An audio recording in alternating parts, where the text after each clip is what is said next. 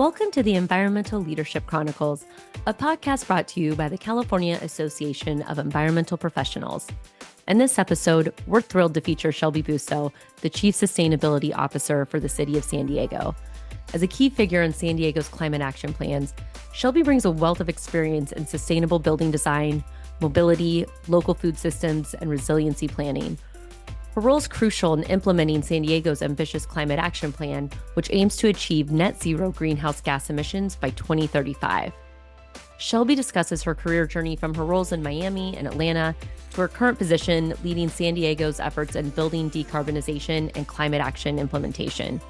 Whether you're an environmental professional or simply passionate about sustainability, this episode offers valuable insights into the challenges and triumphs in environmental leadership. Thanks for listening, and we hope you enjoy. Hi, I'm Jessa, and my pronouns are she, her. Hi, I'm Corinne, and my pronouns are she, her. And today, Corinne and I are speaking with Shelby Busó, who's the Chief Sustainability Officer for the City of San Diego. Welcome to the podcast, Shelby. Thanks for joining us. Hi, thank you so much for having me. Yes, of course. And so, first things first, how are you connected to AEP? I have actually just recently been involved with AEP and been to a couple of meetings and been invited to speak at an event, which was a really great experience. So I'm excited to stay engaged with the community. Yes, thank you. And I think, was that at the state conference last year in Anaheim? No, I was at a local meeting. Oh, okay. Sorry. I thought you guys got an award or something at the state conference, or We did get an award also at the state conference, and then did actually speak, I think, at the state conference too. Sorry, I forgot. But I also was at one of the local events too. The award-winning Shelby Busó. I love it. Well, just the team won an award. Okay. Oh, I love it. Implementation. Team player. That's right. Team player. And so obviously as Chief Sustainability Officer for the city, you have like a big leadership position, an important position in defining the city of San Diego and its pathway forward. And so kind of stepping back, like why did you want to get a career in the environmental profession? And what does it mean to you to be working in this type of field? So I knew always from a young age that I wanted to work in this field. It really started out, I think, more from the science perspective.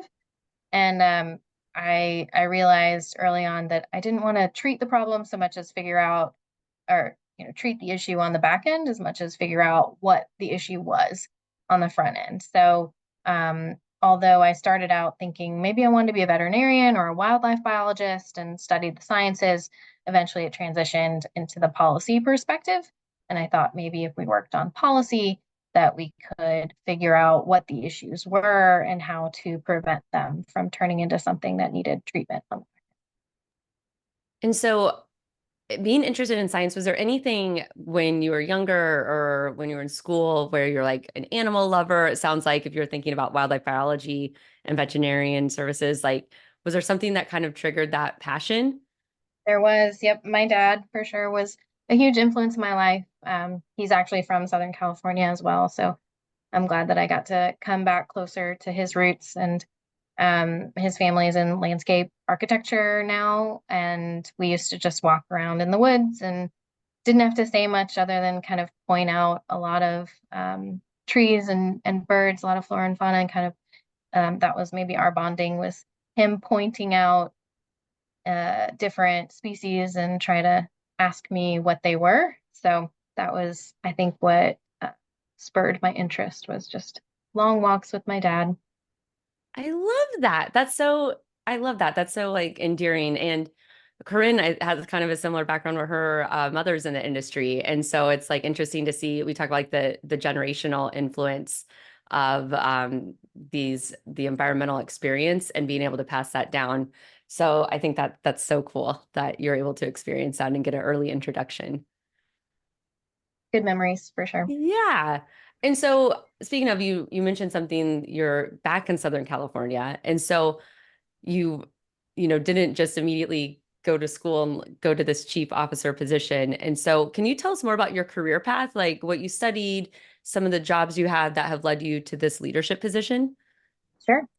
So in undergrad, I did start out in the kind of sciences, and then started out biology and in that space, but ended up shifting over to the social sciences, and looked at kind of that overlay between culture and human influence, which I think now we would call sustainability, but that didn't exist when I was in school way back when. But I majored in anthropology in undergrad and minored in environmental science and Spanish, actually, for a lot of the study abroad programs that I did.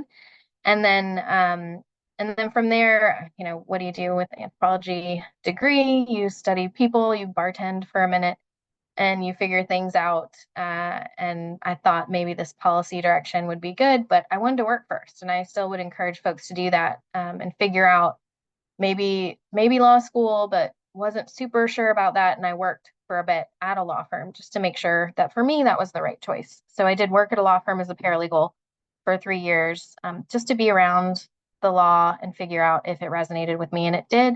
So then I did go to law school. I wanted to find the right law school for me that had an environmental law program. I went to Vermont Law School because it had the right program. I could do a master's at the same time. So I got my master's in environmental law and policy and my Juris Doctor at the same time in Vermont. And then after that, I did kind of the strict practice of law, and did more of that, less environmental law, but more practicing in the district court in Puerto Rico. So it was just a good experience to really dive headfirst into legal work as a law clerk. But then went back to the main place I grew up, which was in Atlanta, and knew I wanted to do more public service work and learn about sustainability in general, and get back into environmental law. And I had to figure out in my sort of hometown of Atlanta what that meant, and went back into the nonprofit field in Atlanta. And that kind of was starting over. So had to be a little bit more humble and just start at the lowest level in the nonprofit sector in Atlanta, making posters and sitting at tables and learning about the biggest issues in sustainability, which in that region and in a lot of regions is the transportation sector, and did a lot of transportation demand management at a nonprofit there. It's called the Clean Air Campaign, but I did that there for a few years and learned a lot about how to just try to convince people to get out of their cars and commute to work and carpool. But it was a great way to just learn from the ground up how to work at a nonprofit, and learn about the issues that mattered for the region that I was in at the time.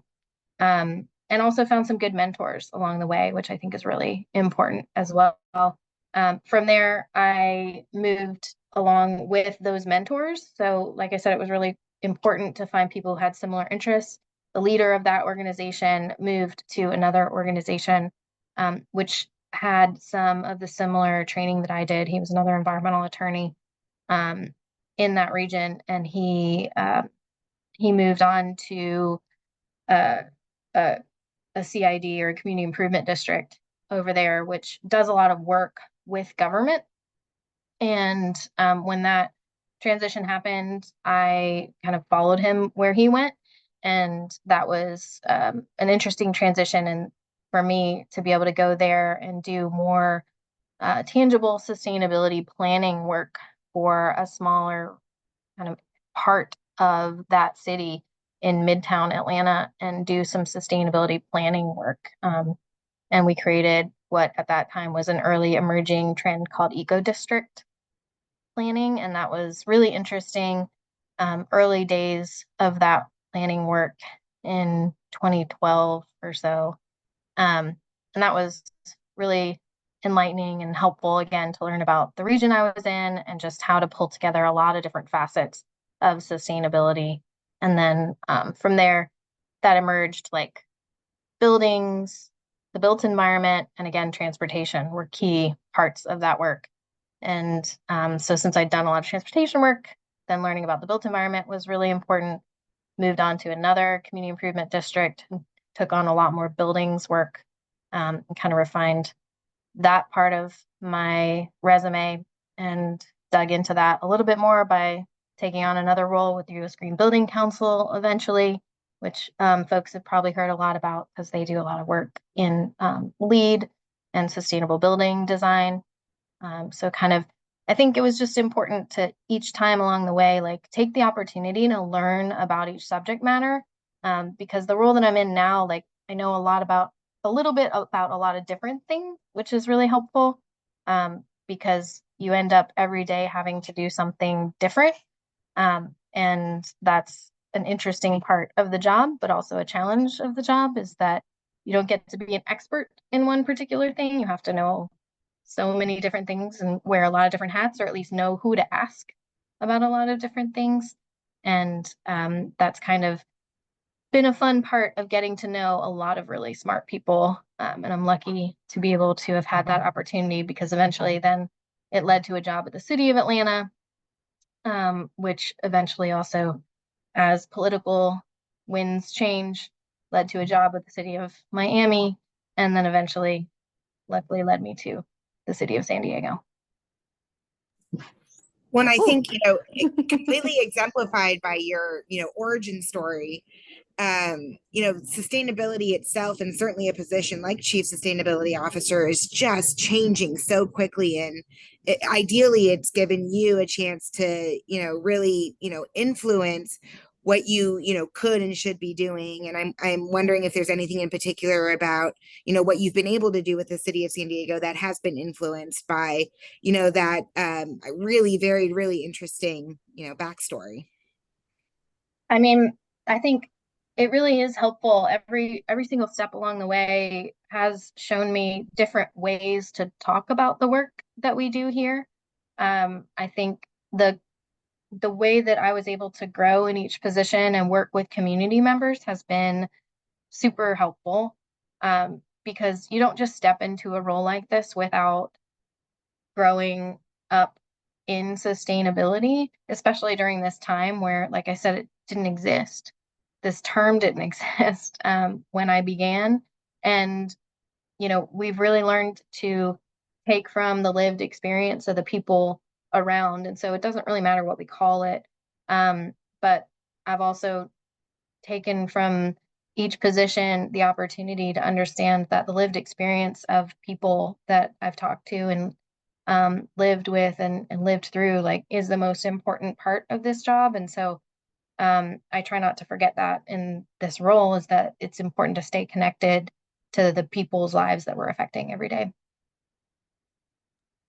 I love that. Like, and I think that's so interesting too, because of the anthropology studies and like the in both sides of it, right? It's like the impact of like our built environment on like humans, but also the humans' impact on the natural environment. And just, I think that's such an interesting entrance into this field, is to like understand human behaviors and the impacts and how to change them.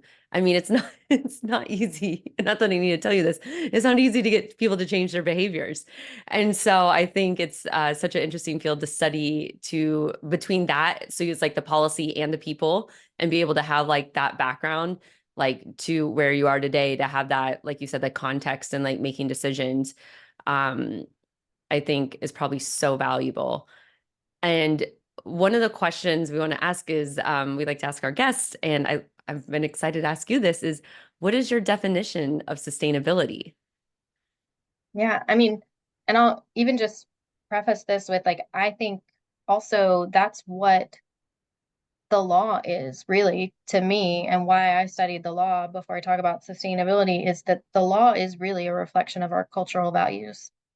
And I think if we don't embed our cultural values into the legal system, it's not going to, accurately portray what, the society that we want to build for ourselves. And so we have a lot of work to do there. And it's why, it's important for us to constantly be doing this work, and why, there's definitely job security here for us to be constantly reiterating again the evolution of our society. So I'll just say that, and that's why it was important for me to go to law school and to understand the structure And the beauty of the flexibility of our legal system is that it is always evolving and that there's always work to be done here for us to say, our um, our culture changes and our value structure and systems change. And so we need to constantly be re-evaluating our legal structure to make sure it accurately reflects that. And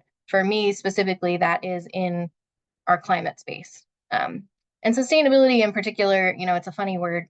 It's one that I think we chose a little bit at random, and it is itself evolving. And I'm not so sure it accurately reflects the field anymore, honestly. In San Diego, we have both a chief sustainability officer and a chief resilience officer. And I mean, I've been both. And in Miami, I was a resilience officer, and here I'm a sustainability officer. And there's so many terms in every place that does this work. We have our climate action plan is actually a mitigation plan. Our resilience plan is actually an adaptation plan. When you combine both of them, it is really about resilience. And community resilience is, as we like to call it, more about a community that really wants to thrive and, live in the future, not just like bounce back, but like actually thrive in society and create a better future for specifically San Diego. And sustainability to me, it kind of gives off this, we just want to sustain, and that's not accurate. So I would like to embed in sustainability a lot more of a hopefulness of a better future. And mitigation is about, drawing down greenhouse gas emissions. So it's an interesting term because I would like it to encompass so much more than just maintenance, because it is not just maintenance.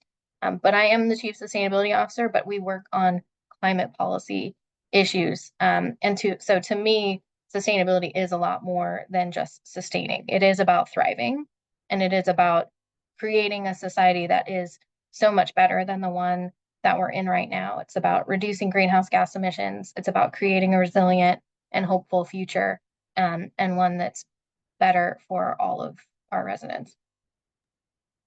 Yes. Yes, yes, yes. All the above. I think about the word sustainability a lot because I think it gets greenwashed quite a bit too. And I think about it more as like linear, like you said, just kind of a flat line. And so when I think about this, um, I think about the word regenerative a lot. Mm-hmm. Do you Yeah, ever like how do you feel about that?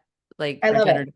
I love it. And I don't, I talk about our team a lot more as our, climate policy team, because that's kind of what we do just in general. But I love regenerative because we want to grow something. Yeah. Hmm. Yeah. I appreciate your perspective on that. Hmm. I think maybe, a little bit of a shameless ask here. We just all of us happen to be San Diego locals. So super curious what you see as, here in San Diego, some of our maybe biggest challenges and also biggest opportunities to, have that regenerative growth or, improvement in, trying to do what we can as quickly as we can to solve, the climate crisis. Yeah. I mean, we have I was thinking about this a lot. I do obviously every day think about this, but I also think it's a mindset here. I've done this work in a lot of places. We come to this as sustainability professionals sometimes with this mindset of conservation and where we want to try to limit ourselves, but we have a lot of abundance here. We have an abundance of resources and abundance of support and an abundance of intelligence. And so I do want us to also keep that in mind that in San Diego, we want to approach this from a place of, a mindset of abundance and growth. So I'll start there by saying like, we're in a good position here. We have a great climate action plan that is very ambitious, and we have a ton of support from our administration, from our partners, um, and from a lot of our staff and our interdepartmental support. Everything is embedded, I think, within the city structure very well. So I'll say that the positive first is there, that the climate action plan is really well suited for success, both regionally and within the city itself. Our challenges are just, the short timeline, probably also like the known costs that we have already identified, but I don't think that they are insurmountable either. I think that we know what they are, which is the first step, but we're going to have to rally to figure out how to pull it all together. And, people are going to have to make sure that we identify our priorities and get out there and actually try to figure out how to solve for them. But I mean, substantively, we know that decarbonization of the built environment is the top greenhouse gas emissions reduction potential. And so some of the policies in the climate action plan, if you look at our modeling, that is going to be the biggest bang for our buck, if you will, if we're willing to invest in that. Just by simply passing some of those big policies, that's going to do a lot. And we're writing this year our decarbonization roadmap. That's happening right now. We have some big policies coming up in the immediate future for that. So I think that's going to go a long ways fast. And also our mobility strategies are also going to have a significant impact, but those are complex and multifaceted. So that's going to be a lot of smaller strategies that are a lot of smaller actions in that strategy that are going to be more complicated and take a lot more, as Jessa was referring to, a lot more individual actions for people to take on themselves, which is a challenge that people are going to have to, the community and people are going to have to do. But I think that the biggest opportunity is probably in our built environment, in our existing building sector, actually. Well, thank you. As a California and San Diego resident, thank you for the work you do. I appreciate it. I love living here. I love San Diego so much. So I think on the next front too, it's obviously you think forward quite a bit in your role, and just sounds like you always have been thinking about like, okay, like how do we change the future? So as it relates to the environmental profession and the professionals and students getting into this industry or who are already in this industry, what's your dream for the environmental profession? Like, and what changes would you want to see as a leader? I'm really excited about the next generation. I mean, I think I even realized that my youngest daughter will be 18 at in 2035.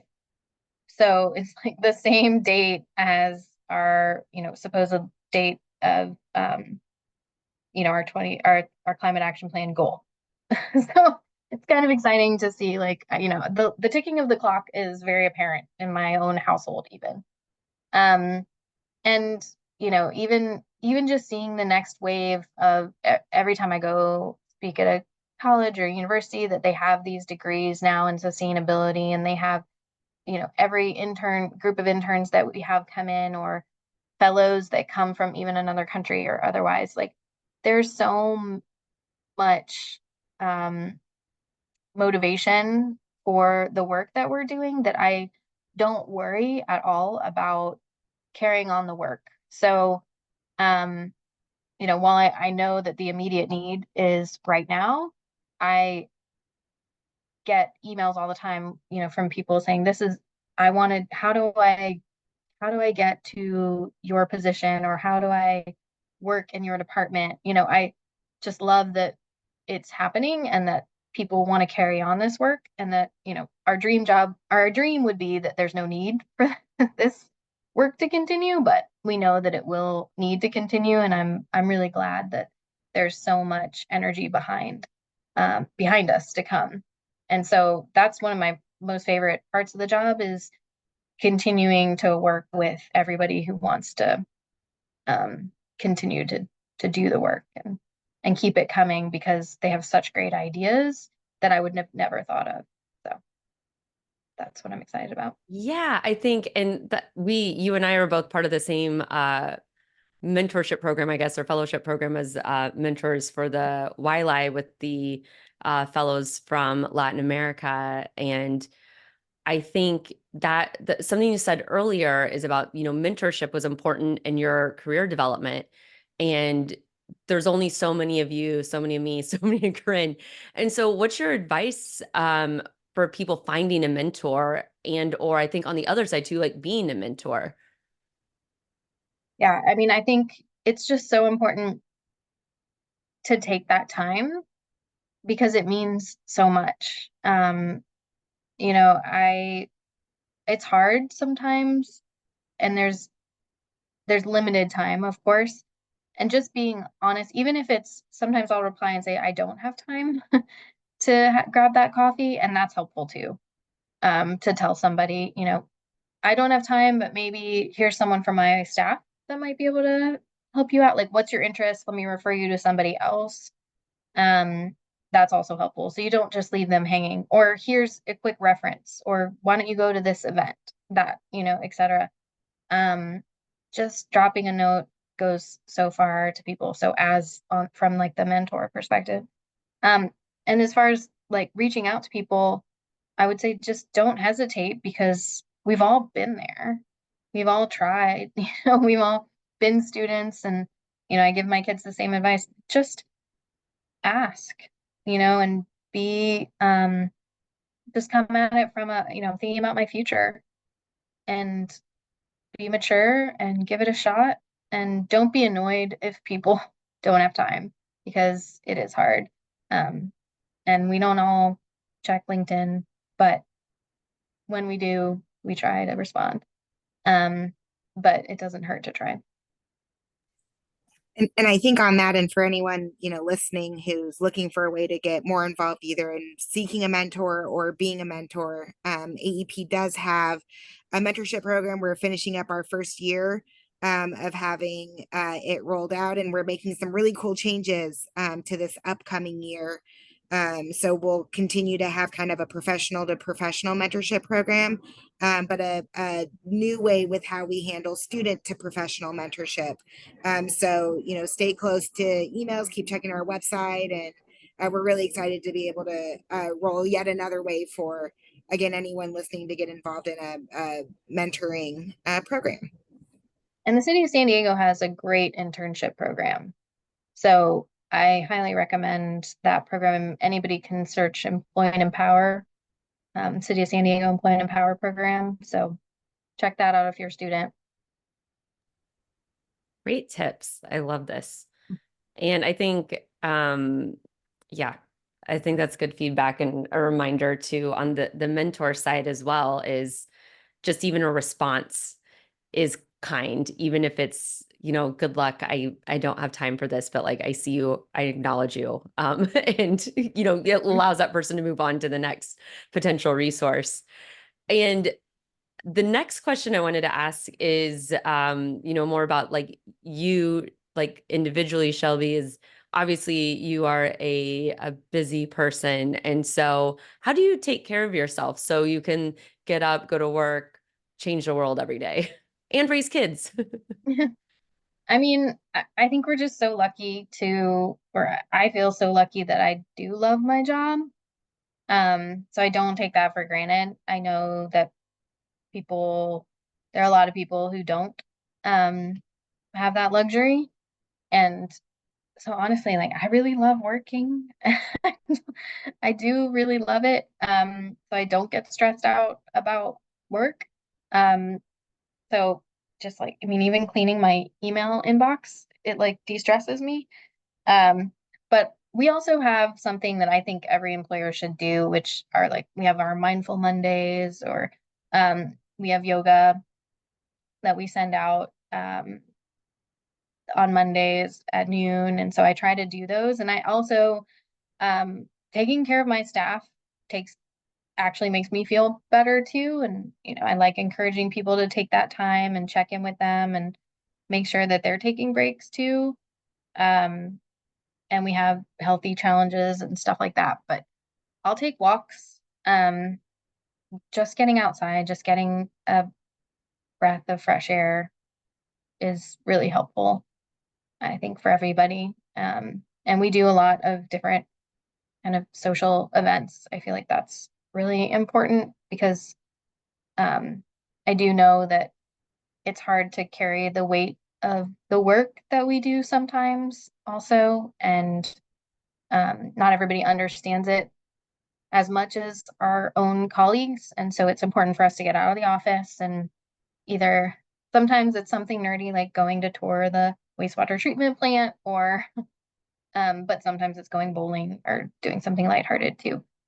So we try to make sure that we do team events and get out of the office and just give people space to be with each other in a more social setting.